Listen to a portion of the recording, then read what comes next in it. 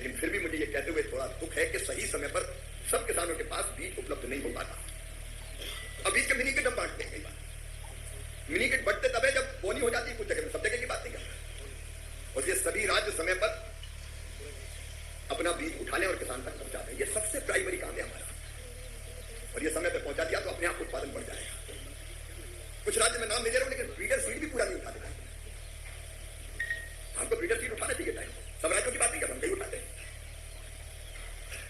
और मैं फिर हमारी नेशनल सीड कॉर्पोरेशन सहित राज्य के बीज विकास निगम, बीज निगम सबसे अपील करता हूं कि ये बीज उपलब्ध कराना सबसे बड़ी चुनौती है। हम मिलकर इस काम को करें।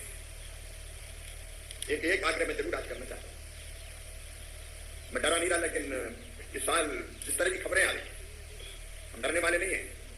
जो परिस्थिति होगी उसका मुकाबला करेंगे और देश को संकट के पार निकाल के ले जाएंगे। लेकिन आपातकालीन व्यवस्थाएं बनाना जरूरी है। अल नीनो के प्रभाव के कारण कुछ दिक्कतें हो सकती है, अभी स्पष्ट रूपरेखा सामने नहीं आई है, लेकिन हम देख रहे हैं मानसून कुछ लेट हो गया है, बीच में बारिश में गैप हो सकता है।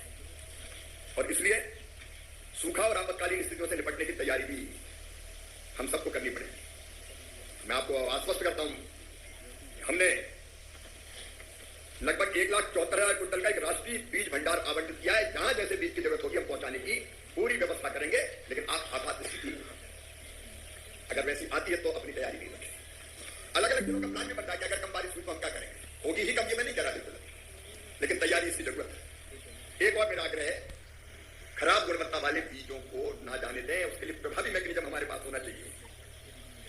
कई बार अंकुरण नहीं होता, बीज ठीक से उगता नहीं है, कुछ कहते हैं कंपनियां कुछ दे देती है। इस पर मुझे लगता है कि इसके खिलाफ सख्त दंडात्मक कार्रवाइयां होनी चाहिए। और सीड्स सर्टिफिकेशन एजेंसी में जो खाली पद है उन पदों को आप तुरंत भरें, क्योंकि वो बहुत जरूरी है। और बीज प्रसंस्करण के बुनियादी ढांचे को मजबूत बनाएं। केंद्र उसके लिए 100% आपको वित्तीय सहायता देगा। साथी पोर्टल का हम उपयोग करें। मैं बहुत विस्तार में नहीं जा रहा क्योंकि बहुत बड़ा एजेंडा है। हमको सीड रिप्लेसमेंट की दर कैसे और बढ़े इसकी कोशिश लगातार करते रहना चाहिए। एक सॉइल हेल्थ कार्ड कई राज्यों ने बताया बने हुए हैं, लेकिन मित्रों दिल पे हाथ रख के सोचो कितने किसान उनका उपयोग करते हैं। हमें कोशिश करनी पड़ेगी कि उनका उपयोग हो। अगर वो उपयोग करेंगे तो पता चलेगा कि यूरिया कितना डालना है, डीएपी कितना डालना है, काय की कमी है। तो हमको लीड करना पड़ेगा खेत बचाओ अभियान। यहाँ का सॉइल हेल्थ कार्ड से क्या हरियाणा ने बहुत अच्छा काम किया, उर्वरकों का वो उपयोग घटा है। लेकिन जब तक किसान को बताएंगे नहीं, पता ही नहीं चलेगा, वो सॉइल हेल्थ कार्ड नहीं देखेगा और अनावश्यक खाद डालता रहेगा। उस पर आप ढंग से कैसे राज्य काम करेंगे, काम आपको करना पड़ेगा। फार्मर आईडी का मेरा आग्रह है आप सबसे, ये बहुत महत्वपूर्ण उपकरण होने वाला है किसानों को सब तरह की सुविधाएं देने का, पारदर्शी प्रामाणिकता के साथ। वैसे कई राज्यों में फार्मर आईडी अभी प्रेजेंटेशन हुआ, मैं ज्यादा डिटेल नहीं करा थी, इसने बताया कुछ राज्यों को फार्मर आईडी बनाने का काम शुरू करना है। बंगाल कटिबद्ध है, बाकी राज्यों से भी मैं निवेदन कर रहा हूं, तमिलनाडु सहित, क्योंकि ये बहुत उपयोगी सिद्ध होने वाला है। तो किसान साथियों, आप लोग देश के जो कृषि मंत्री हैं शिवराज सिंह चौहान जी के भाषण सुन रहे हैं।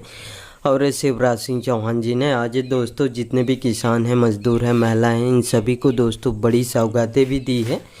और साथ में दोस्तों इस बार खेती के लिए दोस्तों पूरी व्यवस्था की गई है। चाहे दोस्तों किसानों को खाद बीज की बात करें तो दोस्तों पूरी व्यवस्था किसानों को किए गए हैं। जैसे खाद बीज भी पर्याप्त मात्रा में व्यवस्था की गई है और दोस्तों बहुत जल्द इसमें खाद बीज भी सभी राज्य के किसानों को उपलब्ध कराए जाएंगे। और दोस्तों इस बार कम लागत में अच्छे उत्पादन किसान कर सके, इस पर दोस्तों निरंतर किसानों को भी दोस्तों प्रशिक्षण भी दे रहे हैं। साथ में दोस्तों जो कृषि मंत्री शिवराज सिंह चौहान जी ने किसानों को सिंचाई जैसे भी पूरी संसाधन की व्यवस्था की गई है। चाहे किसानों के खेत तक पानी पहुंचाने के लिए दोस्तों पाइपलाइन की भी व्यवस्था की गई है, सोलर पंप, डीजल पंप, सभी दोस्तों जितने भी किसान जो भी यंत्र लेना चाहते हैं तो दोस्तों आसानी से ले सकते हैं, पूरी व्यवस्था की गई है।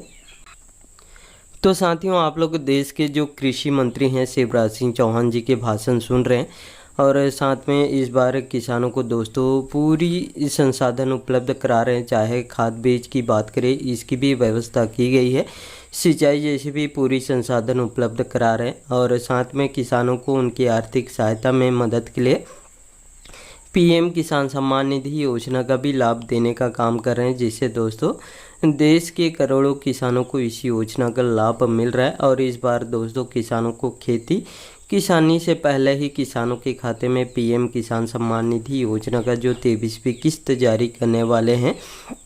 और जितने भी जो पीएम किसान सम्मान निधि योजना के 23वीं किस्त का इंतज़ार कर रहे हैं उन सभी किसानों को मैं बताना चाहूँगा कि इस बार जो पीएम किसान सम्मान निधि योजना का 23वीं किस्त बहुत जल्द किसानों के खाते में जारी करने वाले हैं। और दोस्तों इस बार देश में बहुत जल्द मानसून भी आने वाला है। इसको ध्यान में रखकर दोस्तों पीएम मोदी ने भी बड़ा ऐलान कर चुके हैं। इस बार खाद बीज भी बहुत जल्द इसमें किसानों को उपलब्ध कराए जाएंगे। साथ में पीएम किसान सम्मान निधि योजना का 23वीं किस्त भी दोस्तों किसानों को बहुत जल्द इसमें जारी करने वाले हैं साथियों। तो साथियों आप लोग देश के जो कृषि मंत्री हैं शिवराज सिंह चौहान जी के भाषण सुन लिए हैं और जितने भी योजना चला रही है सभी योजनाओं के बारे में विस्तार से जानकारी भी दिए हैं। और दोस्तों इनके भाषण अच्छे लगे होंगे तो साथियों इस वीडियो को एक लाइक ज़रूर कर दीजिएगा। और आपको भी ऐसे लेटेस्ट अपडेट या न्यूज़ चाहिए तो मेरे चैनल को सब्सक्राइब करके ज़रूर रखिएगा। और साथियों इस वीडियो में इतना ही, धन्यवाद।